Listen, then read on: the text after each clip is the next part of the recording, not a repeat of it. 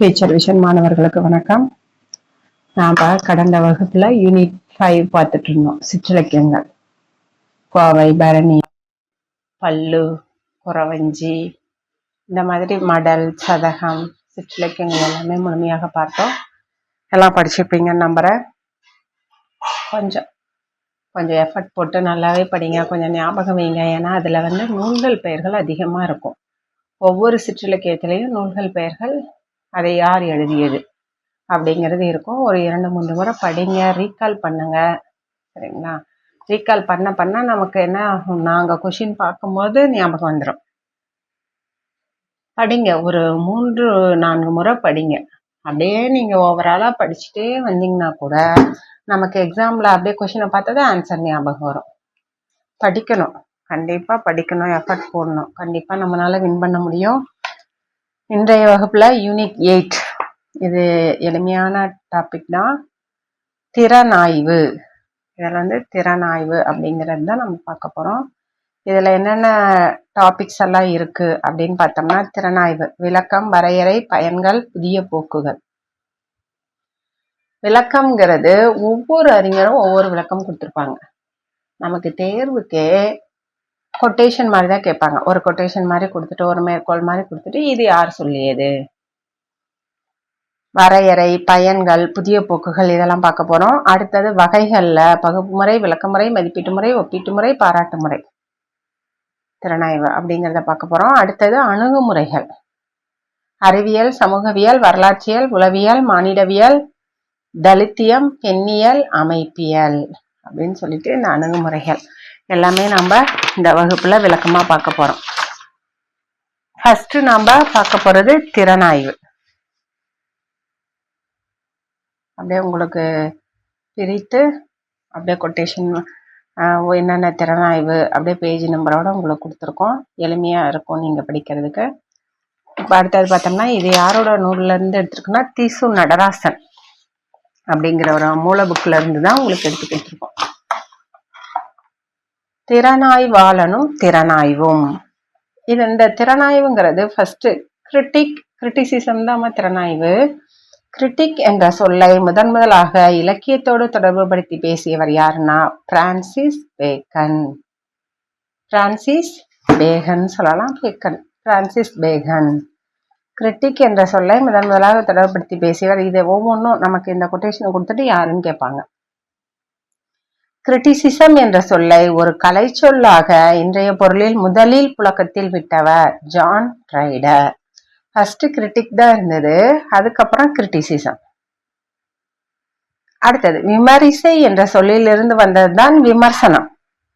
அந்த மாதிரிதான் கிரிட்டிக் என்ற சொல்லிலிருந்து வந்ததுதான் கிரிட்டிசிசம். கிரிட்டிசிசம் என்ற சொல்லுக்கு இணையாக தான் விமர்சனம் அப்படிங்கிறது தமிழ் சொல். கிரிட்டிசிசம் ஆங்கிலம், இது தமிழ்ல. 1944 யார் பயன்படுத்தியிருக்காங்கன்னா, முத்துசிவன். இவரு தான் அதிகமா இருக்கும். முத்துசிவன் பயன்படுத்தி இருக்காரு.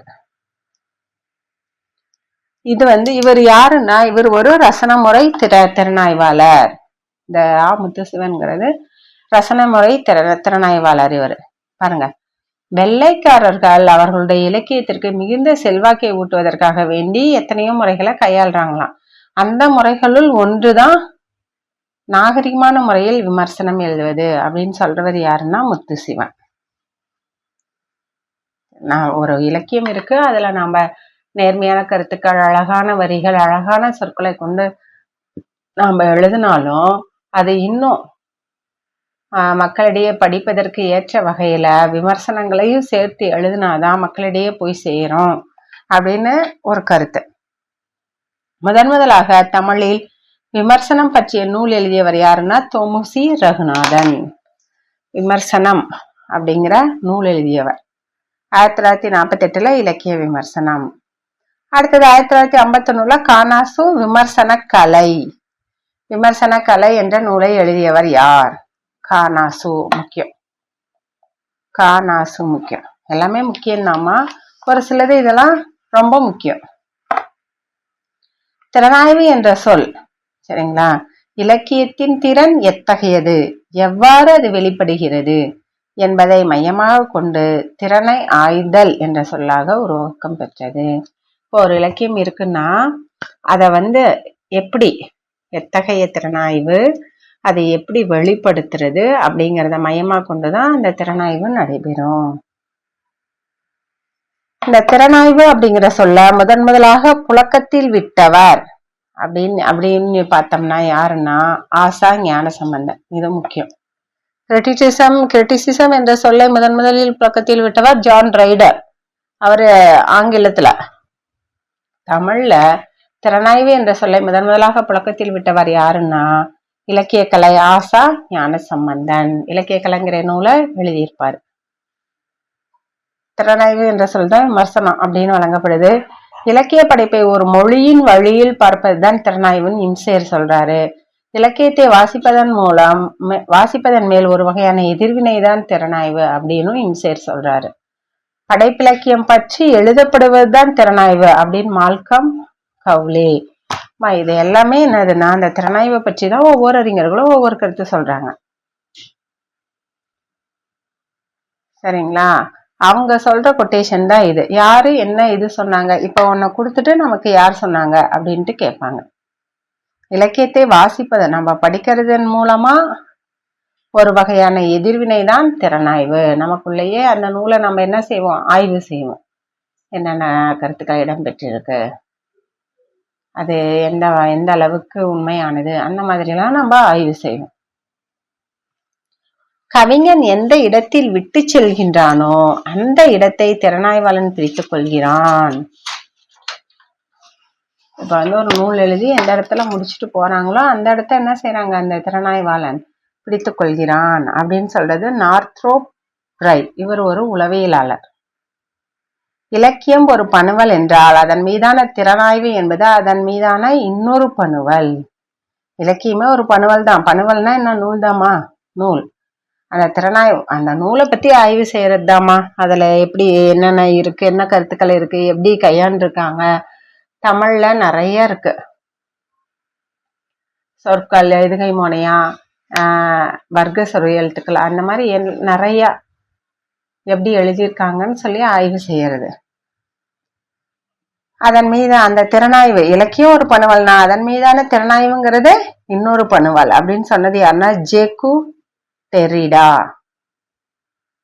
இலக்கியம் ஒரு புதிராக வர்ணிக்கப்படுமானால் அந்த புதிரை திறனாய்வு விடுவிக்க முயல்கிறது.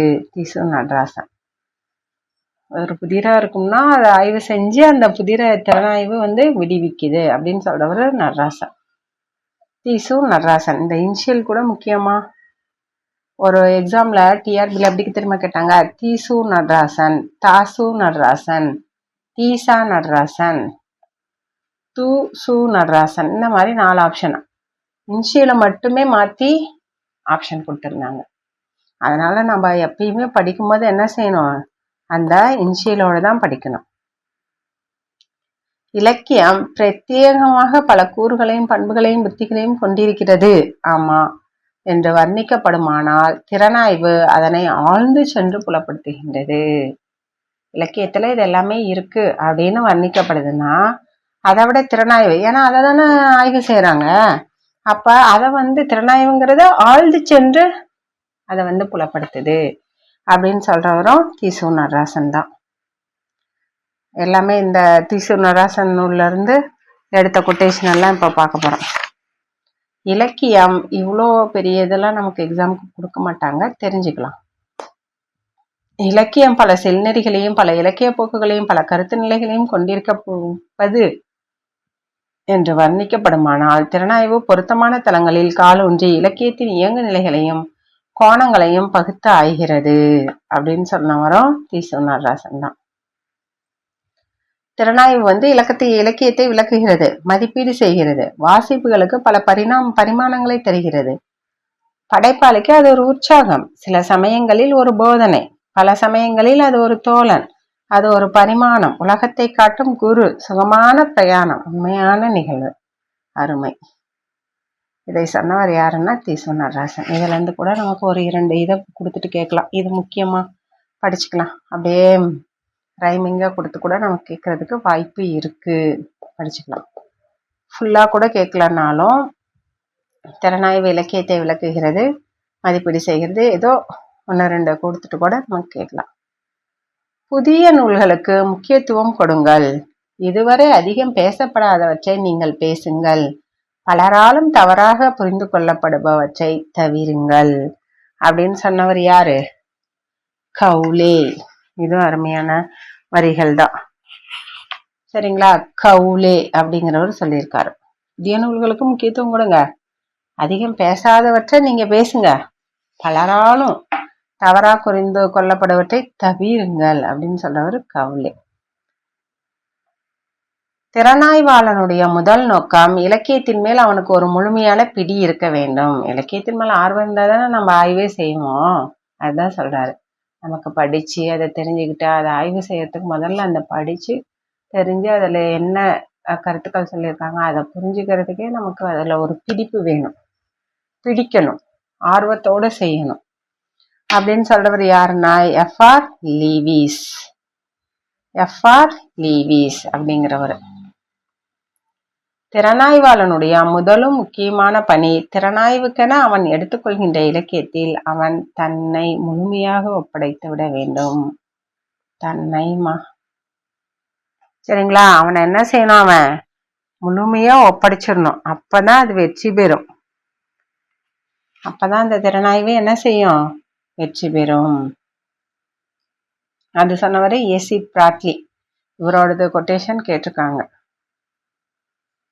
திறனாய்வாளரிடம் கருத்து வேற்றுமைகள் இருக்கின்றனவா, சச்சரவுகள் இருக்கின்றனவா? இருக்கட்டுமே. Wayne Booth. ஆமா, ஒருத்தருக்கு ஒருத்தர் வேறுபாடு சச்சரவுகள் இருக்கத்தான் செய்யும்.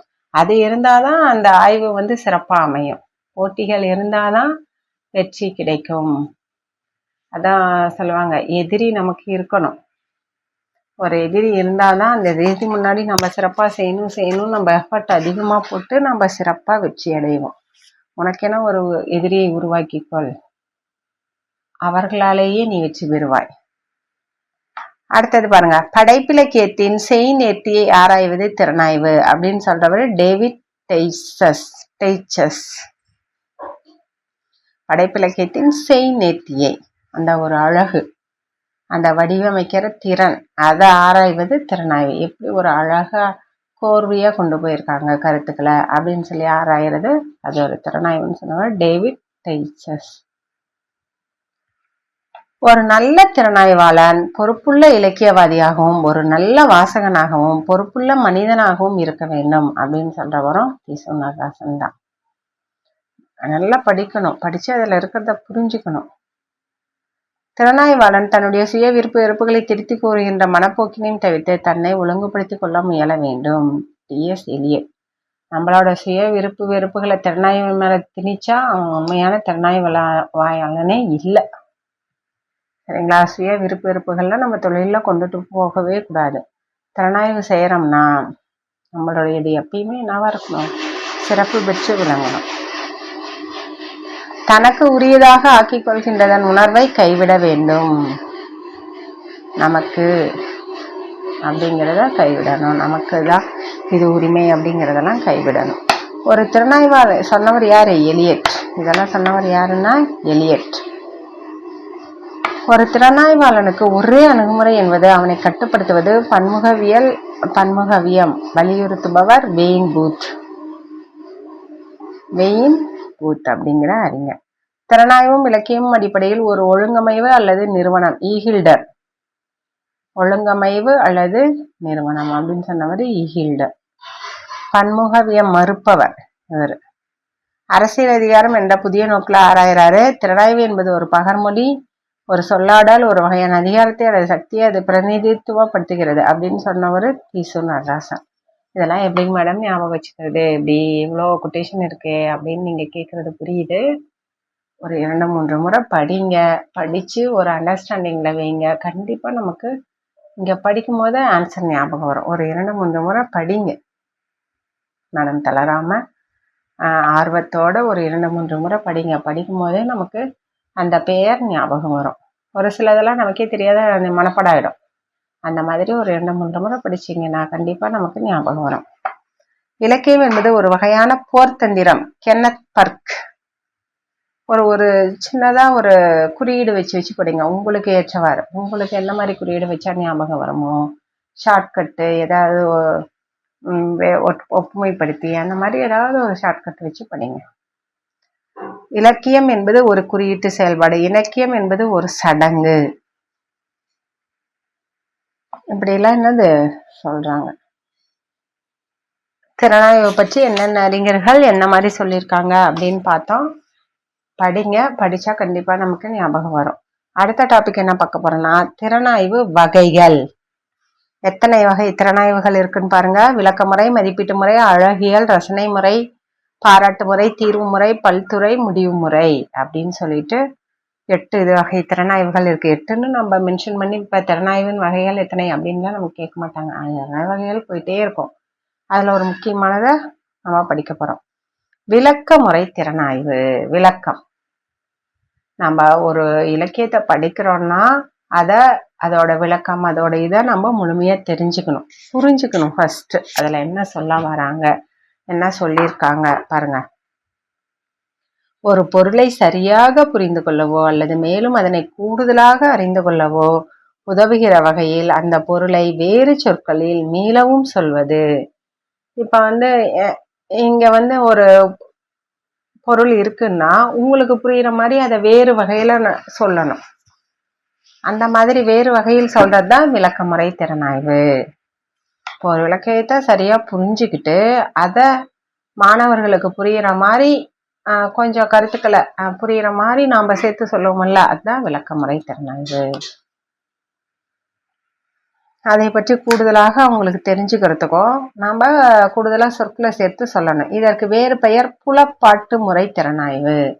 விளக்கமுறை திறனாய்வின் வேறு பெயர் என்ன? புலப்பாட்டு முறை திறனாய்வு முக்கியம். இதுலயும் பாருங்க கொட்டேஷன். விளக்கமுறை திறனாய்வு பத்தி யார் யார் என்ன சொல்லியிருக்காங்க. ஒரு பொருள் அல்லது ஒரு அனுபவம் குறிப்பிட்ட ஒரு முறையில் அல்லது மொழி அமைப்பில் அமைந்திருக்குமானால் அது மீது ஒளிப்பாய்ச்சி அதன் உண்மையையும் பண்பையும் வெளிப்படுத்துவது இலக்கவியல். இப்போ ஒரு குறிப்பிட்ட ஒரு அனுபவம், அந்த இலக்கியம் ஒரு பொருளோ அல்லது ஒரு அனுபவத்தை சொல்ற வகையில இருந்தாலும் அதை நம்ம அதுல இருக்கிற கருத்துக்களை ஒளிவிடுற மாதிரி அப்படியே சிறந்த கருத்துக்களை, உண்மையையும் பண்பையும், அதுல இருக்கிற உண்மையையும் கருத்துக்களையும் வெளிப்படுத்துற மாதிரி நாம சொல்லணும். சரிங்களா? ஷார்ட் அண்ட் ஸ்வீட்டா சொல்லுவோம்ல, எளிமையா புரியுற மாதிரி நம்ம எடுத்து சொல்லணும் அப்படின்னு சொல்றவரு லியோன் லெவி. கதையும் ஒரு வகை கனவுதான் அப்படின்னு சொல்றவரு பிராய்டியவாதிகள். உரையாசிரியர் பங்களிப்பு விளக்கமுறை சார்ந்தது. உருவகம் இலக்கியத்தில் பொதிந்துள்ள உட்பொருளின் ஒரு வகையை குறிக்கிறது. உருவகம்ங்கிறது நம்ம தெரியும், அதுக்குள்ள பொதிந்திருக்கிறதுக்குள்ள நாம ஒரு உருவகப்படுத்தி சொல்றது. விளக்கவியல் வாசிப்பு முறையின் ஒரு வகையை குறிக்கிறது. வாசிப்பு விளக்கவியல்னாங்க என்னது, நம்ம வாசிக்கணும் நல்லா. இரண்டும் ஒன்றை ஒன்று ஒளியிட்டுக் கொள்கின்றன. பால் செஷன். தமிழ் புறப்பாடல்கள் ஹோமரின் காவியத்தின் அடிநிலையான இசை பாடல்களோடு தொடர்புடன் ஒத்துள்ளன அப்படின்னு சொன்னவர் கிருஷ்ணசாமி ஐயங்கார். இலக்கியத்திற்கும் இசை, ஓவியம், கூத்து போன்ற கலை வடிவங்களுக்கும் இடையேயான உறவுகளை கூறுகிறது அப்படின்னு சொன்னவர் ரிமார்க். விளக்கமுறை திறனாய்வு தாமா ஒருத்தரும் சொல்றாங்க. கைலாசபதி தமிழ் வீரயுக பாடல்கள்மா. தமிழ்ல வீரயுக பாடல்கள் அப்படின்ட்டு இருக்கும். அந்த பாடல்கள் என்ற தலைப்புல ஜார்ஜ் தாம்சன் கீழ்முனைவர் பட்ட ஆய்வு செய்துள்ளார். வீரயுக பாடல்ங்கிறதுல ஆய்வு செய்துள்ளார். காவிய காலம் ஆசிரியர் வையாபுரி பிள்ளை. முக்கியம், கேட்டிருக்காங்க. காவிய காலம் என்ற நூலின் ஆசிரியர் யார்? கடந்த TRB எல்லாம் வையாபுரி பிள்ளை. இப்போ வரணும். அடுத்தது மதிப்பீட்டு முறை திறனாய்வு. இலக்கியத்தை தட்டையாக மதிப்பீடுன்னா நமக்கே தெரியுமா, முடிச்சுட்டு கடைசியா கன்க்ளூஷன் மதிப்பீடு செய்யறோம். நம்ம மாணவர்களுக்குன்னு பார்த்தா அந்த மதிப்பீடு வேற. இதுல இலக்கியத்தை தட்டையாக கொண்டு விளக்கம் செய்யாமல் அதில் உள்ள பண்புகளையும் நேர்த்திகளையும் மதிப்பீடு செய்யணும். இலக்கியத்துல மதிப்பீடு அப்படின்னு பார்த்தோம்னா அந்த இலக்கியத்துல இருக்கிற பண்புகளையும் நேர்த்தினா ஏற்கனவே சொன்னேன், அது அமைந்திருக்கிற முறை, வடிவமைப்பு, அடுத்தடுத்து கோர்வையான கருத்துக்கள் எப்படி அமைந்திருக்கு, எப்படி கோர்வையா இருக்கா, புரியுற மாதிரி இருக்கா அப்படின்னு சொல்லிட்டு அதை மதிப்பீடு செய்யறது தான் மதிப்பீட்டு முறை திறனாய்வு. மதிப்பீடுனா விளக்கம் கொடுக்கறது இல்லம்மா, அதுல இருக்கிற பண்புகளையும் அதோட கருத்துக்களோட நேர்த்திகளையும் மதிப்பீடு செய்யறது. திறனாய்வு கோட்பாட்டிற்கு தூண் போல விளங்குவது இதுதான். ரிச்சர்ட்ஸ் மதிப்பீடு செஞ்சுதான் நாம என்ன தெரிஞ்சுக்குவோம், இது இந்த இலக்கியம் முறையாதான் அமைஞ்சிருக்கு, எளிமையா இருக்கு, மற்றவர்களுக்கு பயன்படுற மாதிரி இருக்கு, அதோட feedback, positive feedback, negative feedback எல்லாமே இந்த மதிப்பீடு செய்யறதன் மூலமா தான் நம்ம தெரிஞ்சுக்குவோம். இலக்கியம் அல்லாதது என்று பகுத்து உணர்வதற்கும் சிறந்த இலக்கியம் எது என்று தேர்வதற்கும் பயன்படுறது இந்த திறனாய்வு. சிறந்த இலக்கியம் இல்ல, இது சிறந்த மக்கள்ல போற்றப்படல, இது பகுத்து உணர்வதற்கும், இலக்கியம் அல்ல, பகுத்து உணர்வதற்கு சிறந்த இலக்கியம் இல்ல அப்படிங்கிறதுக்கும் மதிப்பீடு. ஏன்னா கருத்துக்கள் நிறைய பேர் நிறைய கருத்துக்கள் சொல்லும் போது அதை வச்சு நம்ம என்ன செய்யலாம், முடிவுக்கு வரலாம். மதிப்பு பற்றிய கணக்கீடும் தகவல் பற்றிய கணக்கீடும் திறனாய்வு கோட்பாட்டின் இரு தூண்கள் அப்படின்னு சொன்னவர் யாரு, ரிச்சார்ட். இது முக்கியமா மதிப்பு பற்றிய கணக்கீடும் தகவல் பரிமாற்றம் பற்றிய கணக்கீடும் திறனாய்வு கோட்பாட்டின் இருகள். தகவல் பரிமாற்றம், அடுத்தடுத்து மக்களுக்கு தகவல்களை கொண்டு போய் சேர்க்கிறது, கொண்டு போய் சேர்த்து மதிப்பீடு செய்யறது. இது தூண் போல விளங்குறதுன்னு சொல்றவர் ரிச்சார்ட் தான். அடுத்தது ஒப்பீட்டு முறை திறனாய்வு.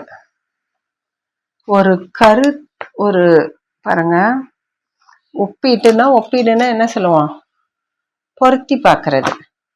ஒரு கருத்தின் நிலையை அடிப்பொருளாக பொருத்தி காண்பது ஒப்பீட்டு திறனாய்வு. ஒரு கருத்தின் சரிங்களா, ஒரு கருத்தின் நிலையை அடிப்பொருளாக வைத்து மதிப்பீடு பொருத்தி பார்க்கறது தான், பொருத்தி காண்பது தான் ஒப்பீட்டு திறனாய்வு.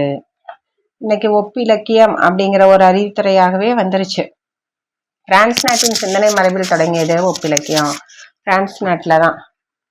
பிரான்சில் இலக்கிய வரலாற்றில் இது ஒரு அங்கமா இருக்கு. அமெரிக்காவில் பரந்த தளம் இதுக்கு இருக்கு. ஒப்பிலக்கியம் என்பது ஒரு நாட்டின் இலக்கியத்தை இன்னொரு நாட்டு இலக்கியத்தோடு ஒப்பிடுவது. இப்ப நம்ம நாட்டு இலக்கியத்தை இன்னொரு நாட்டு இலக்கியத்தோடு ஒப்பீடு செய்வது எப்படி இருக்குன்ட்டு. இலக்கியங்களுக்கு இடையான உறவுகளை ஒரு பக்கமும் சமுதாயவியல் தத்துவம் போன்ற பிரச்சனைகளை இன்னொரு பக்கமாக ஒப்பிட்டுக்கோ அப்படின்னு சொல்றவர் யாரு, தீசு நடராசன்.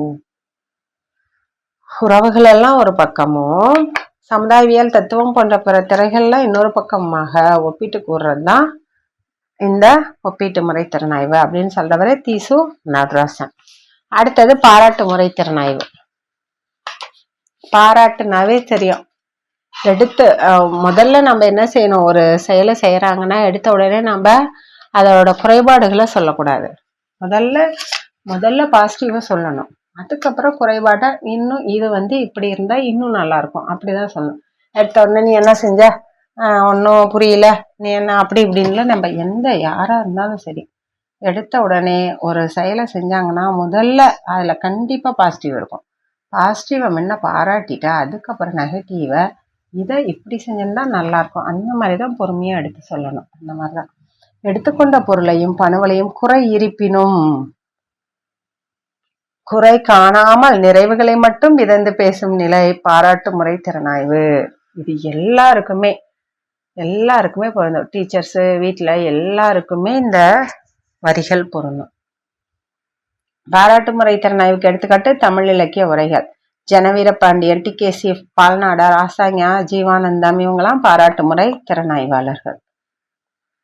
எதனை போற்றுகிறோமோ அது வளரும் அப்படின்னு சொன்னவர் பாரதி. எதனை போற்றுகிறோமோ அது ஃபேக்ட், உண்மை.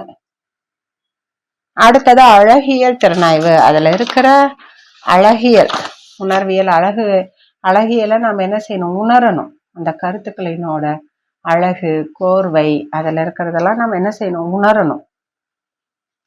பாரு, இலக்கியத்தில் என்ன சொல்லப்பட்டிருக்கிறது என்பதை விட எப்படி சொல்லப்பட்டிருக்கிறது என்பதை பார்க்கப்பட வேண்டும். அதுதான் அழகியல் திறனாய்வு. என்ன சொல்றாங்க அப்படிங்கிறத விட அதை எப்படி வர்ணித்தோ இல்ல பாடல் வரிகளின் மூலமோ இல்ல மேற்கோள்களின் மூலமோ எப்படி அருமையான கதைகளின் மூலமாகவோ எப்படி சொல்லியிருக்காங்க அப்படிங்கிறது தான் என்னது? அழகியல் திறனாய்வு. ரசனை முறை திறனாய்வு.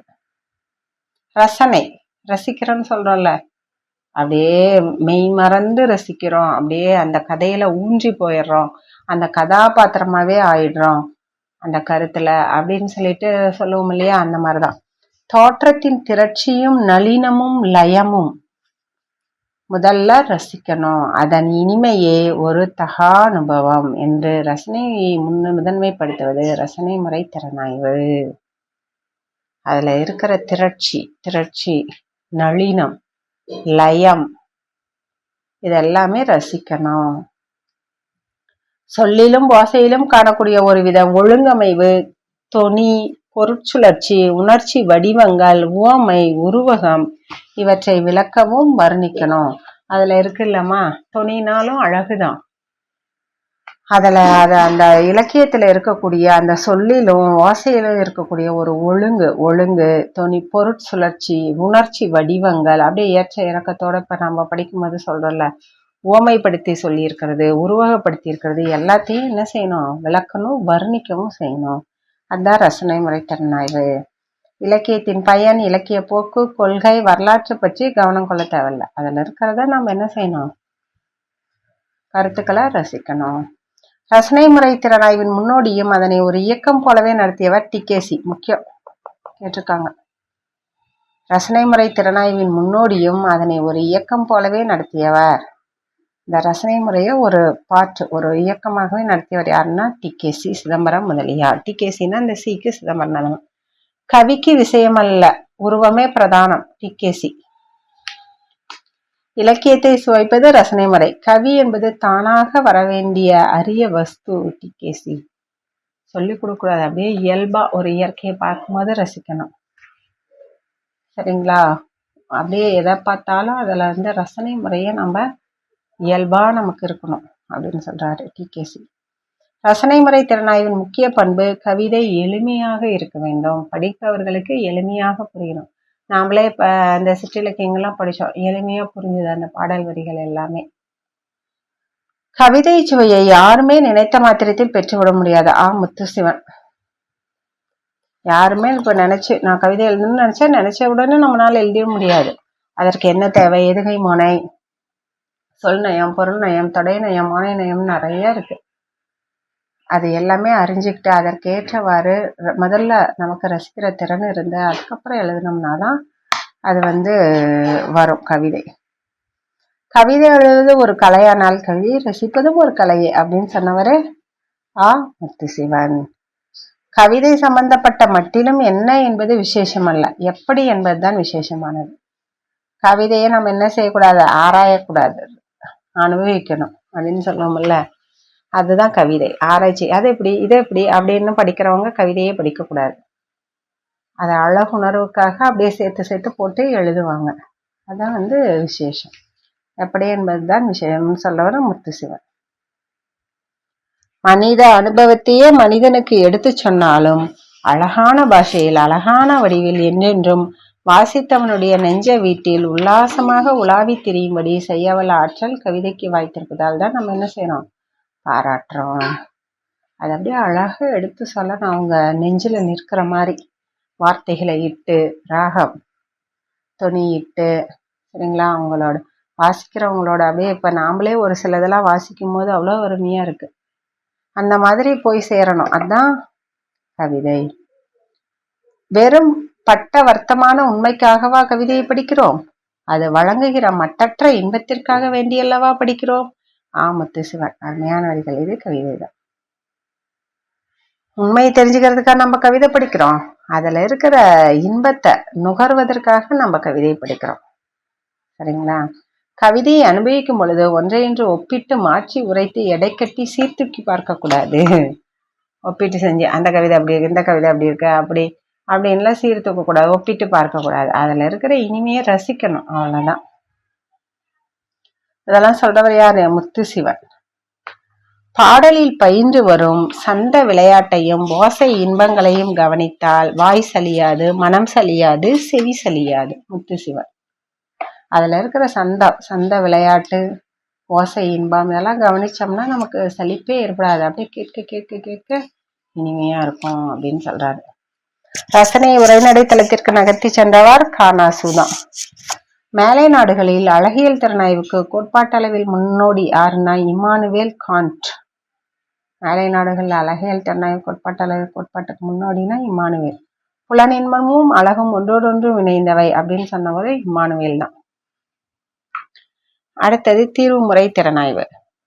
தீர்வு கடைசியா ஒரு முடிவுக்கு வரணும்ல, அப்படியே வச்சுட்டு இழுத்துட்டே இருக்கக்கூடாது. கடைசியா ஒரு முடிவு கொண்டு வரணும்.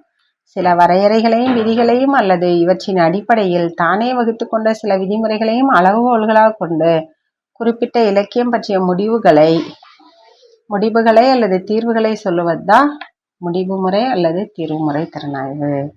நம்ம ஒரு இலக்கியத்தை எடுத்துக்கிட்டோம்னா கடைசியா நம்ம அப்படியே எழுதி கடைசியா ஒரு முடிவு கொண்டு வரணும். வரையறைகளை விதிகளை கடைபிடிக்கணும்.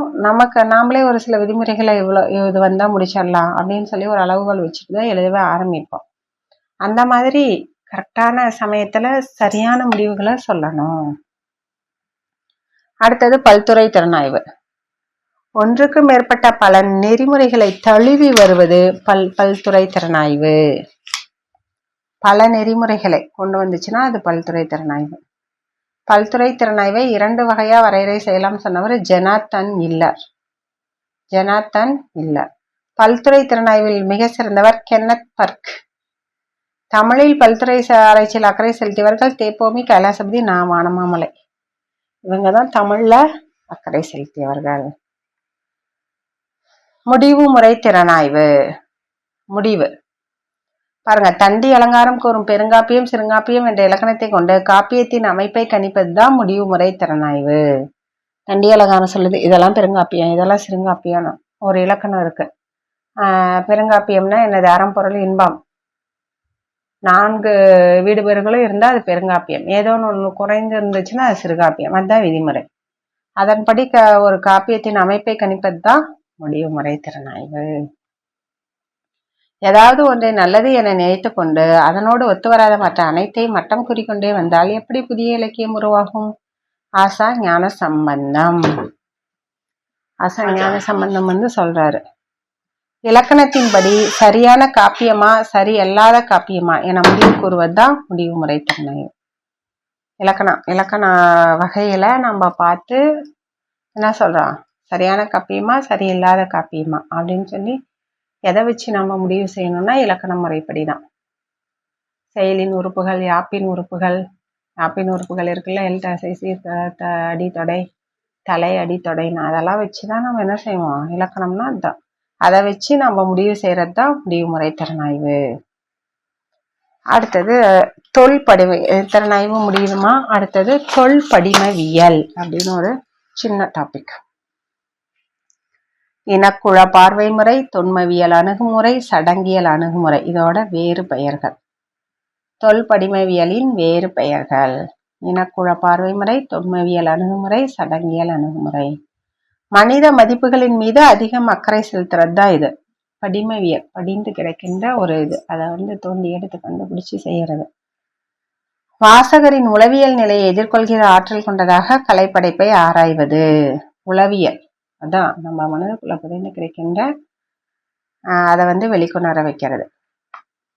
பாருங்க, வரலாற்றுக்கு முந்தைய காலம் தொட்டு மனித குலத்தின் மூளையில் படிமங்களாக அல்லது வகை மாதிரி வடிவங்களாக பதிந்து விட்ட பண்பாட்டு தடயங்களின் சாரம் தான் தொல்படிமம். மனித மூளையில படிமங்களா அப்படியே பரம்பரையா அப்படியே வரும். இப்ப வயசானவர்களுக்கெல்லாம் அப்படியே அந்த கலாச்சாரம் பண்பாடு வகை மாதிரி படிவங்களாக பதிந்து விட்ட பண்பாட்டு தடயங்களின் சாரம் தான் தொல்படிமம். இதுல முன்னோடி யாருன்னா இந்த தொல்படிவுல குமாரி பாட்கின். தொல்படிமவியல் திறனாய்வாளர்களில் முன்னோடி யாருன்னா குமாரி பாட்கின். கர்ணன் கதை எப்படி தொல்படிமாக ரஜினி நடித்த தளபதி படத்துல அப்படியே வந்திருக்கும் அந்த கர்ணன் கதை. சரிங்களா? கர்ணன் கதை அந்த ரஜினி மம்முட்டி நடித்த தளபதி திரைப்படத்துல காட்டுது. அதான் வந்து தொல்படிமம் அப்படின்னு சொல்றோம் நாம. அடுத்தது கோவலன் கண்ணகி. பாருங்க, மாத்தி போட்டாங்க. கோவலன் கண்ணகி பாண்டியன் கோப்பெருந்தேவி ஒன்றின் மடிந்து மற்றொன்றில் உயிர் பிறப்பது தான் மறுபிறப்பு தொல்படிமம்.